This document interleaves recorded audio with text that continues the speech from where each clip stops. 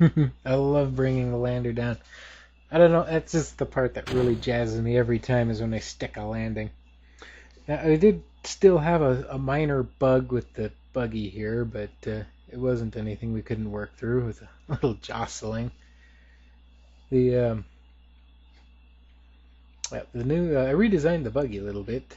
It's got oops, wrong switch. Gave it the bigger wheels so it moves a little faster. Um,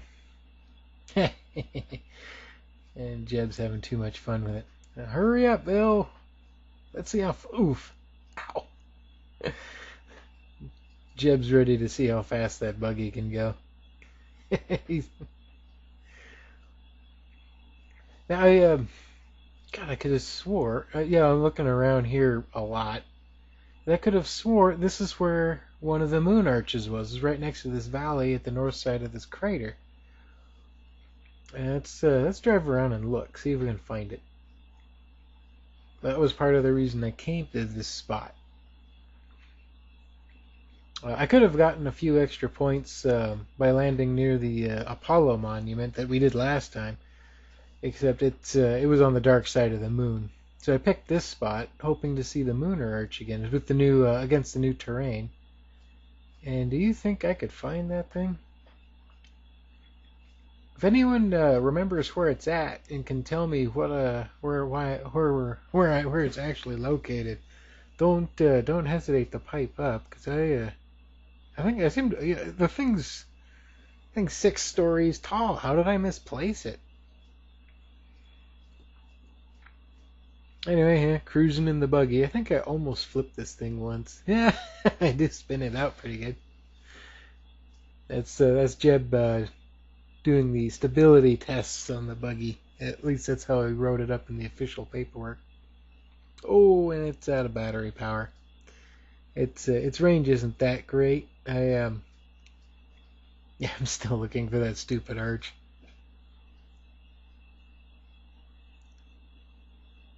I I could have swore it was right up there, but there it isn't.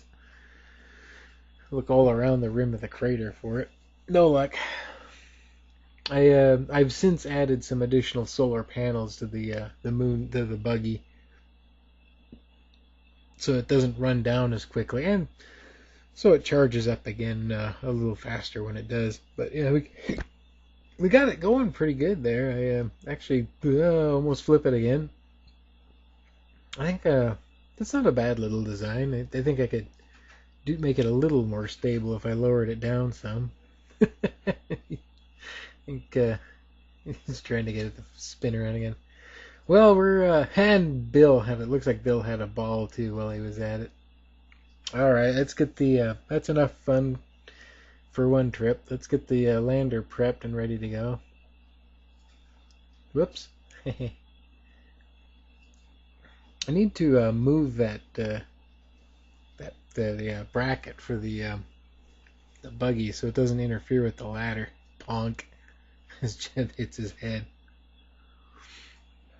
All right, now the lower stage fuel tanks are pretty much empty, and we try to. And once again, we have some. We're trying to get this. This mission was just plagued with computer problems. So that was Jeb trying to reprogram. Bill trying to reprogram it on the fly. Well, Jeb goes out and plants the flag. I almost forgot to do that. Kilroy was here. Well, we know where not to look for the Mooner Arch at least. Ow. Stow the ladder, and now it's just a matter of waiting for the command ship to break the horizon.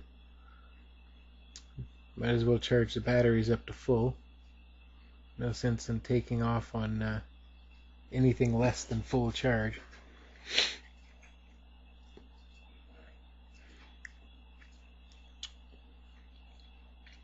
Yeah, this lander actually got me a few extra points here as well, which you'll see in about 20 seconds. Ah, there's the command ship, and we try to take off, and software failure again. We have to wound up having to go in here and manually decouple it, manually fire the engine. But yep, 2-stage lander.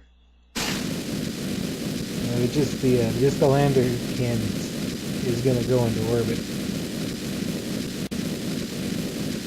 and that little thing actually generates quite a bit of delta V. I think it's got a capacity of about 650 meters, but I try to get a little too clever here and use the match velocity function, and what could go wrong? I mean, that couldn't be any less efficient than just getting into orbit, right? Getting closer, getting closer. That's pretty good parry out.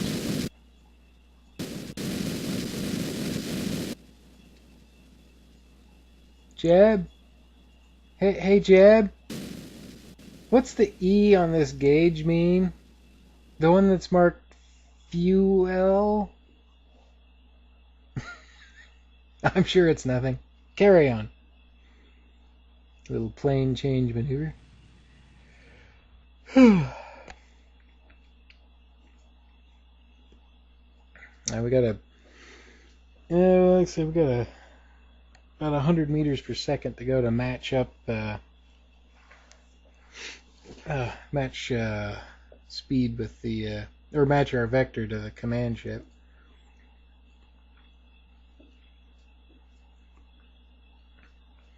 Now this, the lander can is just very, very, very basic, just the bare minimum hardware required for it to do anything. Alright, let's circularize our orbit, so at least we, That, everyone, is what a astrophysicist would call a suborbital ballistic trajectory. And it is what an astronaut would call screwed. Anyway, yeah, well, their fate is in Bob's hands, and he's got, luckily, the lander is only about 4 or 5 kilometers away, and they're fairly closely matched on speed. But Jeb at least had the foresight to make sure the Twinkie box got taken with him this time on the lander. So Bob risks his own safety to do the noble thing and rescue the Twinkies. Bill and Jeb. Now we got to match velocities with the lander, and which means we're matching orbits with the lander, and the lander is crashing. So we have to quickly link up with the lander, transfer the crew over to the command ship, ditch the lander, and then reorbit the command ship, and do it all without running out of fuel, because we're currently on that same hosed orbit that the lander is on. Wouldn't want it to be a dull, by-the-book, ordinary mission, would we? Gotta keep it exciting somehow. Yeah, that was totally my fault too. I didn't fly the lander the upper stage of the lander very efficiently, trying to match velocities with the command ship off the ground, and wasted a bunch of fuel doing that. I've tested this lander several times since, and it does perform, and it is capable of reorbiting just fine if you don't waste a bunch of fuel doing it. All right, now let's quickly, okay, switch over to the lander, get it pointed right so we can dock. Bring in the command ship, and God, I should have installed some lights. And we're docked. Okay, quickly we got to orient ourselves properly and get the crew transferred over. Every set we're look at our altimeter. It's dropping rapidly. We have passed the orbital apoapse and are currently falling towards the lunar surface, where our intrepid crew risks becoming a new crater in the surface. Okay, Bill's gotten over. Now Jeb's gonna get himself back on board. we don't want to waste any fuel accelerating that lander, and it's done anyway, so we're going to ditch it and leave it to its fate. Quickly sort of line up with the prograde marker and burn like crazy. And we notice we're already lined up for a good exit burn point anyway. So we'll just keep firing the engines until we're on our way back to Kerbin. Success! And then I unwisely mess with our periaps and burn a bunch more fuel. I don't know if it's more efficient to do it this way or wait till you leave the lunar sphere of influence. I'll have to do some testing on it. And I don't know what... oh yeah, I'm planning our burn to reduce periaps and idiotically not realizing that when we exit the moon's SOI, we're not going to be at the apoapse of the orbit. Oh, there we go. I get a clue there and do it right. Get ourselves lined up for a good ballistic trajectory back to Kerbin. Not much left to do now except ride it out and hope we've got enough fuel to do it. I'm sure that burning up all that extra fuel, rescuing Jeb and rats. You know, I'm noticing that more and more I seem to be relying on that RCS system as a get me out of trouble card. Just really, really ought to plan these things better. Because yeah, we'd have had plenty of fuel if Bob hadn't had to come to the rescue of Jeb and Bill. And that's now empty and serves no more purpose, so we'll go ahead and ditch it. Close the shield on the... and due to another software glitch, we've accidentally deployed the shields, the parachutes early. Luckily, the game doesn't model parachute, doesn't properly model what would probably happen to silk chutes when exposed to a 3 km per second slipstream. So, lucky us. But yeah, actually, I would have plenty of fuel if we hadn't had to, basically stop the command ship's orbit, turn around, go pick these 2 numbskulls up, and then reorbit ourselves. That costs us right there.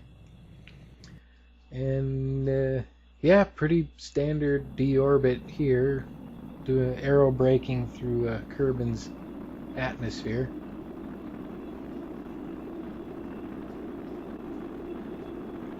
And God, I've only ever seen the reentry effects display properly once on my computer, and I found out something. I wonder if this isn't what the problem is, since my computer's last update.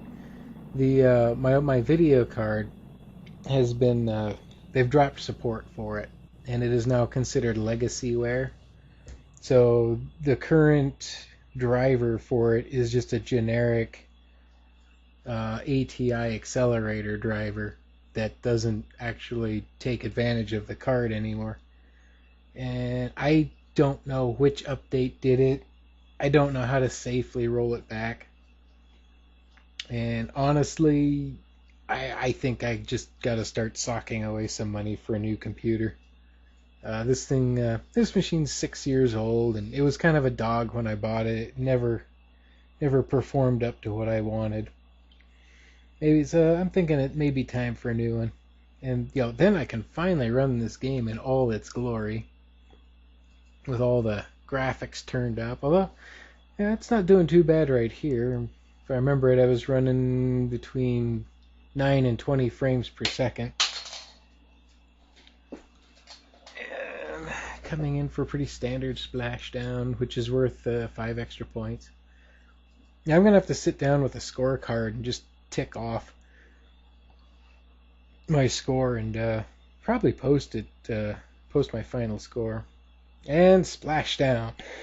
We made it safe and sound, despite, trying to become permanent Mooner residents. Well, but Jeb, why don't you wave? You, Mission Commander Jeb Kerman, signing off.